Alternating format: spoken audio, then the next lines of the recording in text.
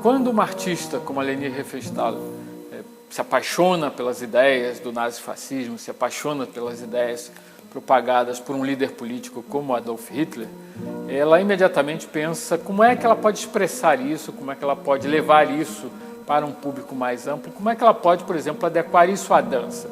É nesse momento que ela percebe que a dança não tem o potencial de, digamos assim, conversar diretamente com os espectadores que o cinema tem. O cinema não só ali àquela altura, passagem dos anos 20, início dos anos 30, já é uma arte de massas, a dança não tem o alcance e, digamos assim, a propagação que o cinema tinha ali àquela altura, como a própria linguagem da dança, por ser uma linguagem mais abstrata, não era, digamos assim, tão adequada à tradução de ideias estritamente políticas e, mais do que isso, a tradução de conceitos, às vezes, muito difíceis de serem apresentados, como a ideia da superioridade racial. Graças a algumas contusões, alguns problemas que ela teve físicos, ela foi tendo mais tempo de se envolver com a sétima arte, né, que é o cinema.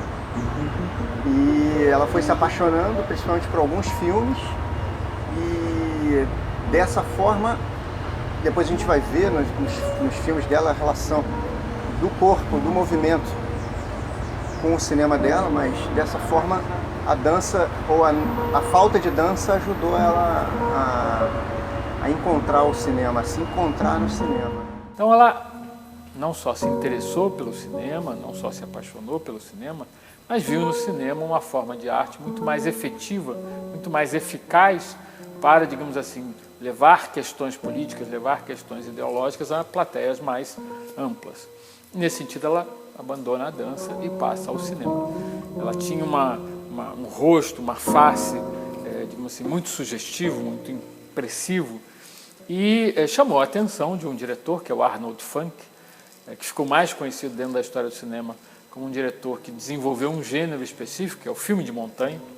Inclusive, um dos filmes mais populares da Leni como atriz é um desses filmes de montanha, que é A Lua Azul. E nesse sentido, o que o Arnold Fanck viu nela é a possibilidade de ter uma atriz que interpretasse personagens enérgicos, personagens mais destemidos, mas ao mesmo tempo com uma beleza toda particular, toda etérea, mais ligada à dimensão da natureza. E nesse sentido ele a lançou como uma possível grande estrela de cinema. Ela emplacou, ela logo chamou a atenção da crítica, chamou a atenção do público, e ela teve uma carreira como atriz até o início do cinema sonoro, ali nos primórdios da década de 30, nos primeiros anos da década de 30, e foi nesse momento em que ela já está atingindo uma certa expressividade, fama como atriz, que ela passa a se interessar mais pelos mecanismos de construção do filme do que pela imagem dela em meio a um filme. Inclusive, dizem que ela chegou a dirigir algumas cenas em alguns filmes do Fanck, já tentando ali, de alguma maneira, perceber se ela tinha um dom para aquele trabalho. O Mountain Film foi uma coisa, assim, na época, um dos movimentos de buscar uma linguagem cinematográfica, encontrar novos caminhos para o cinema. E ela dançava nos filmes dele. Os filmes eram meio simplórios, diria assim. Eram cenas de dança, uma coreografia bem simples, alternados com montanhas e mar batendo numa pedra.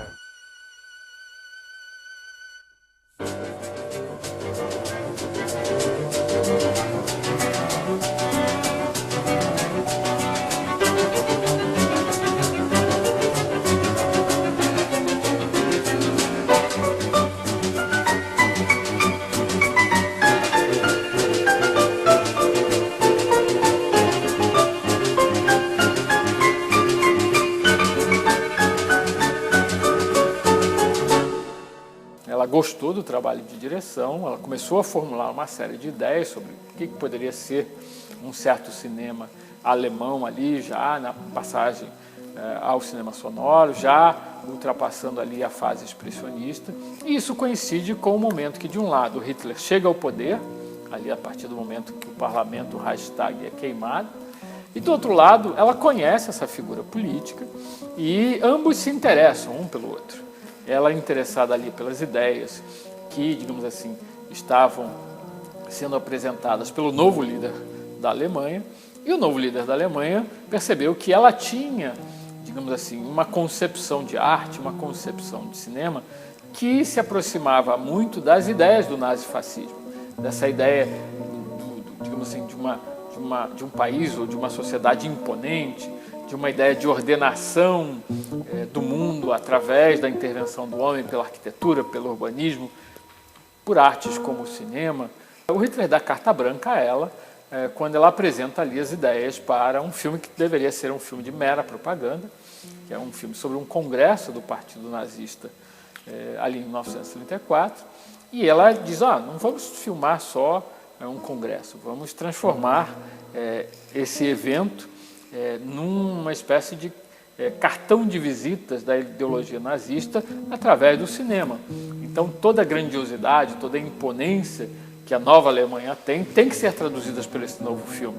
E o Hitler se encanta com aquilo e diz, o que você quiser, você terá. Então ela imagina uma série de dispositivos de deslocamento da Câmara, de elevação da Câmara. Ela intervém na condução do próprio evento, dizendo as tropas têm que ficar assim, têm que se vestir assado. Ela elabora ângulos de câmeras dos mais variados para criar uma impressão muito forte junto ao espectador de que ele estava vendo ali um espetáculo único, um espetáculo novo e, sobretudo, a expressão mesmo da ordem absoluta que o nazismo queria trazer ao mundo. Na história do cinema, a propaganda, o filme propaganda, ele é parte fundamental. Muitos cineastas surgiram fazendo filmes institucionais, propaganda. A propaganda, não existia TV, não existia. As pessoas iam para o cinema para ter uma tarde de entretenimento, com notícias, com dramas, romances e também, no caso da Alemanha, entender essa nova Alemanha, essa Alemanha que estava ressurgindo das trevas depois da grande vergonha da derrota na Primeira Guerra. A ideia da beleza, ela é fundamental nos governos totalitários. Da beleza, do aprimoramento, a beleza é uma ferramenta política. Ela conseguiu filmar como ninguém a grandiosidade, a ordem, a coreografia da multidão. Ela captou isso muito bem. Ela não fez sozinha, ela teve uma grande equipe de comunicadores, pessoas que pensavam nisso, já há muito mais tempo do que ela. Mas o Triunfo da Vontade, ele conseguiu sintetizar e até alavancar essa estética nazista para outros olhares. E ela, sobretudo, como uma pessoa que revelou um caráter, uma personalidade autoritária, de intervenção no mundo segundo suas crenças, acreditou encontrar ali, sobretudo na figura do Hitler, a encarnação absoluta dessas crenças em termos não só de política, mas de visão de mundo. Então há uma identificação entre a Leni e o Hitler e há também uma mistificação dela em relação a essa pessoa. Isso é possível se perceber, inclusive, no início do Triunfo da Vontade, que é o filme que ela elabora ali em torno desse congresso do Partido Nazista e que ela transforma numa espécie de carta de apresentação desse líder. Se a gente relembra como é que começa o Triunfo da Vontade, quer dizer, tem uma câmera que sobrevoa o céu em meio às nuvens, ela corta, aí a câmera está um pouco mais baixa, você divisa uma cidade ali ao fundo, ela corta e de repente a câmera está descendo já em meio a uma rua, numa cidade, se aproxima e de repente enquadra o carro do Hitler e o Hitler em pé acenando para o povo. Metaforicamente, simbolicamente, Deus, ou Führer, o guia, desceu dos céus para guiar a humanidade em meio à terra. Triunfo da Vontade capta não só a arquitetura nazista, como também tudo que Goebbels queria retratar, que era um mundo novo, um mundo feliz, onde as pessoas tinham orgulho. Ela demonstrou muito esse orgulho. Um mundo organizado, um mundo que nunca mais teria aquela vergonha novamente. No primeiro momento, ele é um documentário, no sentido de ele ir ali ao mundo, registrar algum fenômeno, algum acontecimento, no caso ali, digamos assim, uma manifestação política, um congresso partidário, mas o faz não apenas simplesmente registrando o evento. Tem toda uma reflexão e tem toda uma abordagem sobre o evento que, na verdade, vem de uma raiz que é a vanguarda cinematográfica e artística europeia da década de 20. Ou seja, tem toda uma reflexão sobre o que é a câmera, onde colocar a câmera, o que a câmera constrói como expressividade em relação à imagem captada do mundo. Ou seja, há todo um pensamento e uma estética de, digamos assim, intervenção sobre o mundo, de reconstrução do mundo através do cinema, de construção de um novo mundo através do cinema, que faz com que o Triunfo da Vontade não seja esse mero registro, não é um mero cinejornal, seja, na verdade, uma obra de uma invenção extraordinária. O poder que o cinema já tinha demonstrado é elevado ainda mais longe, porque a matéria-prima agora não é a pura ficção, não é a pura encenação, é o mundo. Você poder tornar um mundo tão ou mais expressivo, mais espetacular do que um filme de ficção, é uma conquista extraordinária ali àquela altura, embora seja uma conquista muito problemática, muito contraditória.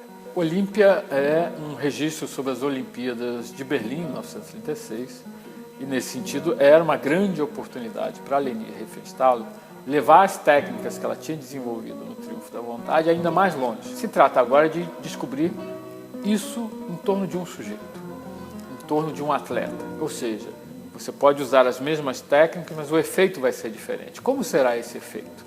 E mais do que isso, se é um competidor e esse competidor está ali reapresentando, digamos assim, a expressividade do homem através do esporte, dentro de uma reflexão, uma proposição que é retomar os ideais da antiguidade, os ideais greco-romanos, você pode ali associar isso à nova sociedade.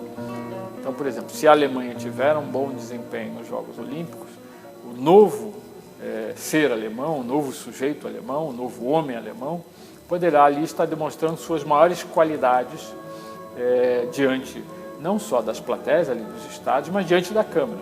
E a Câmara pode amplificar essas qualidades.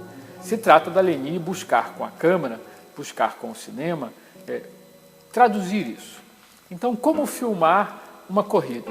No tempo real da corrida, por exemplo, usar a câmera lenta. Como filmar um salto em altura? É simplesmente colocar a câmera de frente e ver o sujeito saltar, ou, por exemplo, colocar a câmera embaixo e o salto dele parecer muito maior do que ele efetivamente é. Numa luta de boxe, por exemplo, é ver a tensão dos músculos, é ver a destreza do lutador, é ver, digamos, a força que ele demonstra. A câmera tem que captar tudo isso. Nesse sentido, o Olímpia é um grande laboratório de descoberta de como se filma esporte, de como se filma um atleta e do que você pode fazer com isso. Ele vira, novamente, uma espécie de Deus. E, nesse sentido, o Olímpia é, de fato, um filme pioneiro, porque essas estratégias estão presentes até hoje.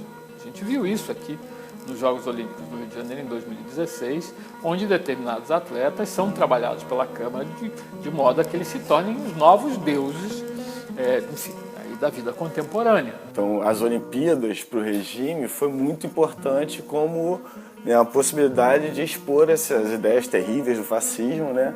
E usando esse veículo, que não era só audiovisual, a propaganda, tudo isso, eles viam na comunicação um elemento fundamental para o crescimento do nazismo. Então, ela teve esse desafio de um lado e teve essa resposta do outro. Não vou simplesmente filmar quem ganhou, quem perdeu, qual foi a competição, etc. Vou filmar, na verdade, esse sujeito, esse atleta alemão que vai se demonstrar superior, sobretudo superior, a todos os demais do mundo.